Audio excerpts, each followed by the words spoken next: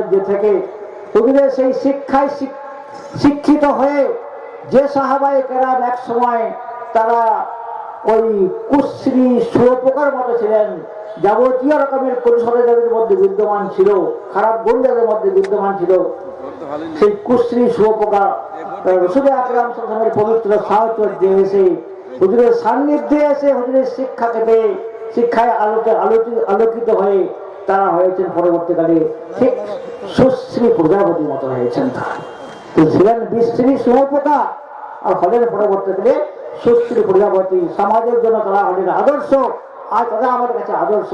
সাহাবায়ে কেরাম রাসূল আকরাম সাল্লাল্লাহু আলাইহি ওয়াসাল্লাম বলে গেছেন যে সাহাবায়ে কেরামরা এক একজন হচ্ছে দিকপাল, এক একজন তারা হচ্ছেন দিশারি, তারা এক একজন হচ্ছেন নক্ষত্র।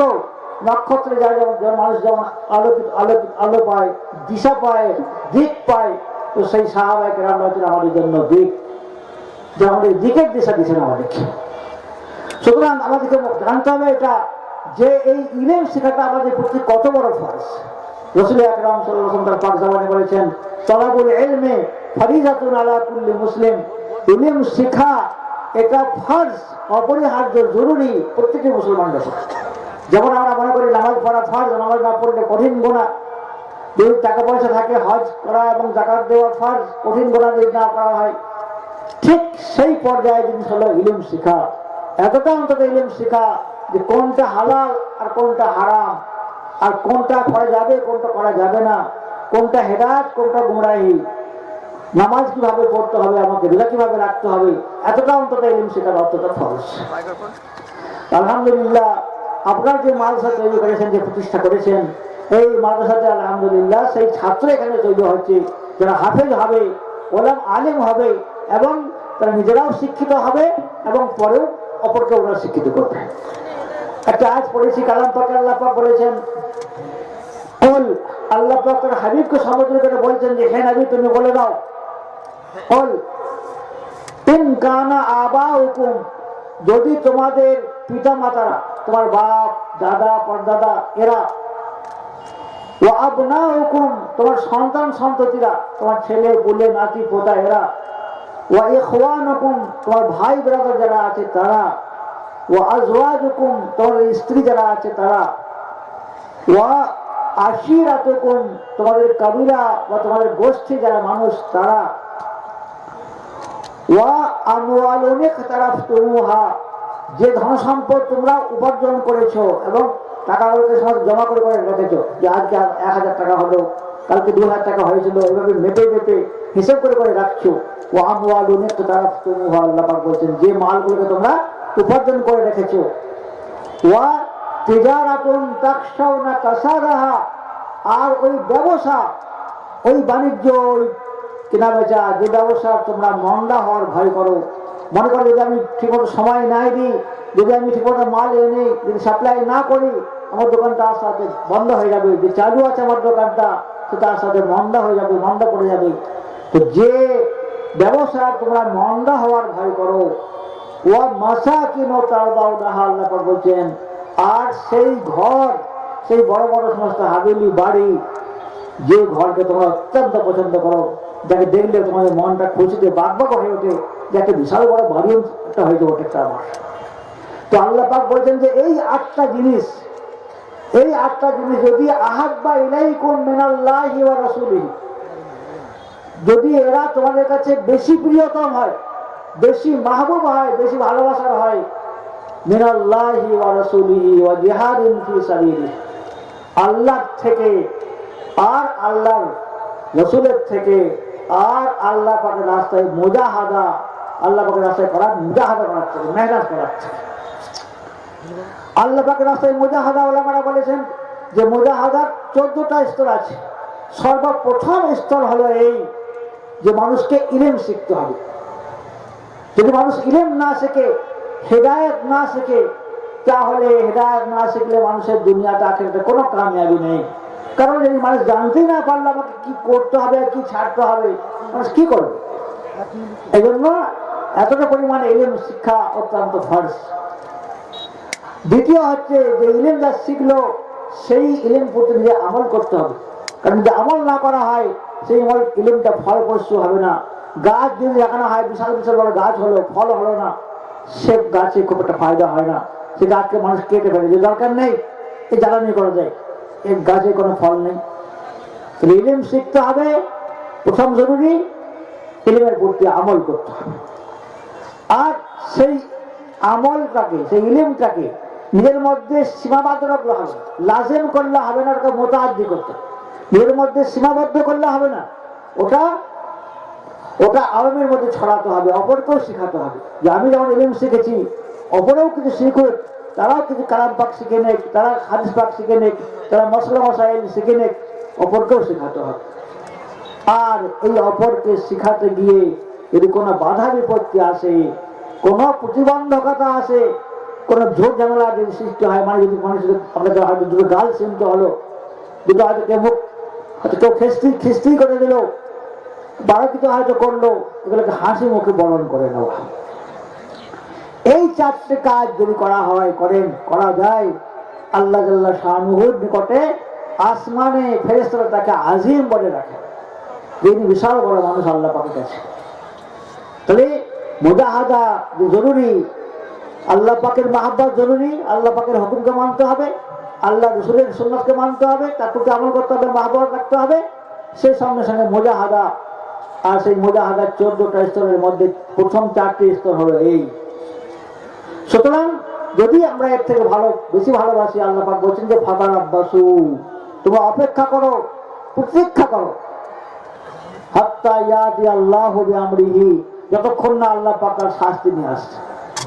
যদি এগুলো ভালোবাসার বেশি পাত্র হয়, আর যদি আমি, তাহলে কিন্তু আল্লাহ পাকের শাস্তির জন্য আমাকে অপেক্ষা করতে হবে, যে আল্লাহ পাকের শাস্তি আমার প্রতি যে কোনো সময় আসতে পারে। কারণ হচ্ছে আমি একজন ঈমানদার, যখন আমি কালিমা লা ইলাহা ইল্লাল্লাহ মুহাম্মাদুর রাসূলুল্লাহ পড়েছি, আমি আমার জান মাল সমস্তকে আমি বেচে দিয়েছি আল্লাহ পাকের হাতে। আল্লাহ পাক বলেন, ইন্নাল্লাহা ইশতারা মিনাল মুমিনিনা আনফুসাহুম ওয়া আমওয়ালাহুম বিআন্না লাহুমুল জান্নাহ। নিঃসন্দেহে আল্লাহ পাক খরিদ করে নিয়েছেন, কিনে নিয়েছেন ঈমানদারদের জান এবং মালগুলোকে জান্নাতের বিনিময়ে। আল্লাহ পাক আমাদের জান্নাত বরাদ্দ করে রেখেছেন, আর বিনিময়ে আল্লাহ পাক আমাদের জান এবং মালগুলো আল্লাহ পাক কিনে নিয়েছেন। অর্থাৎ আমি আমার জীবনটাকে ইচ্ছা মতো কাটাতে পারবো না, আমার সময়টাকে আমি ইচ্ছা মতো কাটাতে পারবো না। আল্লাহ পাকের পক্ষ হতে যে আদেশ যখন করতে বলা হয়েছে সেটা আমাকে তখন করতে হবে। আমি আমার মালগুলোকে ইচ্ছা মতো আমি ব্যবহার করতে পারবো না, বরং সেই মাল আল্লাহ পাকের হুকুম মোতাবেক যেখানে আল্লাহ পাকের আদেশ আছে ঠিক সেই বারমাহাল, সেই যথাপযুক্ত স্থানে সেগুলোকে কিন্তু খরচ করতে হবে। সুতরাং আমাদের সব থেকে প্রথম জরুরি হচ্ছে আমাদেরকে কালাম পাক শিখতে হবে, এবং আমাদের নিজেদের বাচ্চাদের জন্য কালাম পাক শেখাতে হবে। কালাম পাক হাদিস আমরা শুনেছি একটু আগেই, রাসূল আকরাম সাল্লাল্লাহু আলাইহি ওয়াসাল্লাম বলেছেন যে খায়রুকুম মান তাআল্লামাল কোরআন ওয়া আল্লামাহ, তোমাদের মধ্যে সবথেকে সেরা মানুষ, সবথেকে ভালো মানুষ, শ্রেষ্ঠ মানুষ হলো এই যে কোরআন পাক নিজে শিখলো এবং অপরকে শেখালো। কারণটা হচ্ছে এই যে আল্লাহ পাকের নিকটে ইসলাম ছাড়া অন্য কোন ধর্ম, অন্য কোন মত, অন্য কোন পথ গ্রাহ্যনীয় নয়। আল্লাহ পাক দেখছেন ভাষায় বলে দিয়েছেন যে ওমান ইয়াবতাগি গায়রাল ইসলামি দীনান ফালান ইউকবালা মিনহু, যে ব্যক্তি ইসলাম ছাড়া ভিন্ন কোন পন্থা অবলম্বন করবে তার কাছ থেকে গ্রাহ্যনীয় হবে না। ওয়া হুয়া ফিল আখিরাতি মিনাল খাসিরিন, আর সে কিয়ামতের দিনে হবে দারুণভাবে ক্ষতিগ্রস্ত। আল্লাহ পাক ওটাতে বললেন ইন্না দীনা ইনদাল্লাহিল ইসলাম, আল্লাহ পাকের নিকট একমাত্র মাননীয় ধর্ম হলো ইসলাম।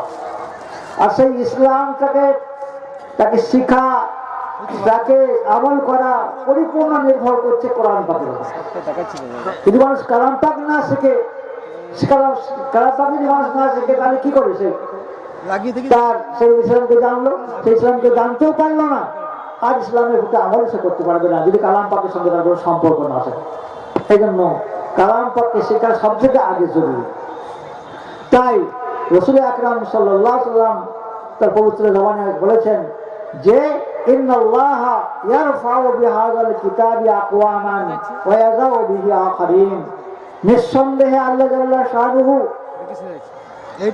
এই কোরআনে কারিমের দ্বারাতে বহু মানুষকে আল্লাহ পাক সম্মানের উচ্চতর স্থান আল্লাহ পাক দান করবেন, আবার বহু মানুষকে আল্লাহ পাক অসম্মানের গভীরতায় আল্লাহ পাক নিমজ্জিত করবেন। যে সমস্ত মানুষ কোরআনে পাককে পড়বে, শিখবে, তার প্রতি আমল করবে, তাকে নিজের নাসাবুল আইন মুখ্য লক্ষ্য বানাবে। আমার জীবনের মুখ্য উদ্দেশ্য কি? কারণ আল্লাহ পাকের আদেশ আমার কাছে সবথেকে বড়, তারপরে দ্বিতীয় নম্বরে সবকিছু। তো যে ব্যক্তি নিজের কালাম পাককে মুখ্য লক্ষ্য বানাবে, আল্লাহ জাল্লাহ শানুহু এই দুনিয়াতেই আল্লাহ পাক তাকে সম্মানের বহু উচ্চ শিখরে আল্লাহ পাক পৌঁছাবে। পক্ষান্তরে যারা কোরআন পাককে দুচ্ছাই করবে, কোরআন পাককে তুচ্ছ তাচ্ছিল্য করবে, কোরআন পাকের প্রতি কোনো আমল করবে না, কোরআন পাকের দিকে কোনো ভ্রুক্ষেপ করবে না, ও হলেও হয় না হলেও হয়, নিজের জীবনটাই আসলে আল্লাহ জাল্লাহ শানুহু তাদেরকে দুনিয়াতেও অপদস্থ করবেন, লাঞ্ছিত ঘৃণিত পদদলিত করবেন, আর কে আমাদের চরম ভাবে আসে লাঞ্ছনা পদদলা। রাসূল আকরাম সাল্লাল্লাহু আলাইহি ওয়াসাল্লাম তার পাক জাবানে বলেছেন যে মান কারাল কোরআনা ফাস্তাযহারাহু ওয়া আহাল্লা হালালাহু ওয়া হাররামা হারামাহু আদখালাহু আল্লাহু বিহিল জান্নাহ ওয়া শাফাআহু ফি আশরাতিন মিন আহলি বাইতিহি কুল্লুহুম কাদ ওয়াজাবাত লাহুমুন নার। যে ব্যক্তি কোরআনে পাক পড়লো এবং কোরআনে পাককে মুখস্থ করলো, আর মুখস্থ করার পরে কোরআন পাকে আল্লাহ পাক যেগুলোকে হালাল বলেছেন সেগুলো হালাল বলে বিশ্বাস করলো, আর যেগুলোকে হারাম বলে বিশ্বাস আল্লাহ পাক রেখেছেন সেগুলো হারাম বলে বিশ্বাস করলো, আল্লাহ পাক সেই জানাতে সেই ইলমের কারণে কোরআন পাক শিখা এবং তার প্রতি হালালকে হালাল বলে মনে করা, হারামকে হারাম বলে আকীদা রাখা, বিশ্বাস রাখা, এর কারণে আল্লাহ পাক তাকে আদখালাহুল্লাহু বিহিল জান্নাহ, তাকে কিয়ামতের দিন আল্লাহ পাক জান্নাতে প্রবেশ করাবেন। আসলে তাই নয়, তাকে আল্লাহ পাক অধিকার দেবেন শাফাআহু ফি আশরাতিন মিন আহলি বাইতিহি, অর্থাৎ তারই আত্মীয়-স্বজনদের মধ্যে 10 জন ব্যক্তি, এমন মানুষ যারা জাহান্নামের জন্য অবধারিত হয়ে গেছিল, যারা জাহান্নামের জন্য যাদের ঘোষণা হয়ে গেছিল, এরকম 10 জন মানুষকে আল্লাহ পাক সুপারিশ করার অধিকার দেবে। কত বড় মর্যাদা! আজ পর্যন্ত আমরা শুনেছি যে ব্যক্তি কোরআনে পাক পড়ে এবং সে কোরআনে পাকের প্রতি আমল করে, উলবিসা ওয়ালিদাহু তাজান ইয়াউমাল কিয়ামা, কিয়ামতের দিনে সেই হাফেজে কোরআনের বাপ এবং মাকে, পিতা এবং মাতাকে তাজ পরানো হবে, নূরের তাজ। আর সেই তাজটা এতই ঝলমলে হবে, এতই উজ্জ্বল হবে, যদি সূর্যকে কোনো একটা ঘরের মধ্যে ভরে দেওয়া হয়, যদিও এটা সম্ভব নয়, ধরে নেওয়া হচ্ছে যে একটা সূর্যকে একটা ঘরের মধ্যে ভরে দেওয়া হলো, তার সেই উজ্জ্বলতা, তার সেই আলোর প্রখরতা কত হতে পারে। তো সেই ব্যক্তির সেই তাজ, হাফেজে কোরআনের বাপের এবং মায়ের যে তাজ হবে, সে তাজ থেকে আরো বেশি প্রখর, আরো বেশি আলোকিত হবে। যে আল্লাহ পাকের কত বড় দান, আল্লাহ পাকের কত বড় ইহসান যে আল্লাহ জাল্লাহ শানুহু হাফেজে কোরআনের জন্য এত এত মর্যাদা আল্লাহ পাক রেখেছে। আজ আমরা মনে করি যে আমাদের দুনিয়াটাই সবকিছু, বাস আমরা সকাল থেকে উঠে আর সন্ধ্যা পর্যন্ত, আর সন্ধ্যা থেকে নিয়ে সেই রাত পর্যন্ত আমরা ওই দুনিয়ার পিছনেই ছুটবো, নাকি ওটাই কি আমাদের মুখ্য উদ্দেশ্য? না, মুখ্য উদ্দেশ্য নয় ওটা। আমাদের মুখ্য উদ্দেশ্য হচ্ছে আখিরাত। কারণ একটা মানুষ দুনিয়াতে মায়ের পেট থেকে গর্ভে জন্ম নেওয়ার পর থেকে মৃত্যু পর্যন্ত 60, 70, 80, 100 বছর বাঁচবে। হাদিসের মধ্যে বলা হয়েছে যে এই উম্মতের গড় আয়ু হলো 60 থেকে 70, এবং খুব কম মানুষই হবে যারা 70 অতিক্রম করবে। 60, 70, বেশি বেশি 100 গড় বলা হচ্ছে, কেউ কমও বাঁচবে, কেউ বেশি বাঁচবে। তাহলে এখানে এর আরম্ভ আছে, শেষও আছে। কিন্তু কিয়ামত এক এমন জিনিস যার আরম্ভ আছে, তার কোনো শেষ নেই।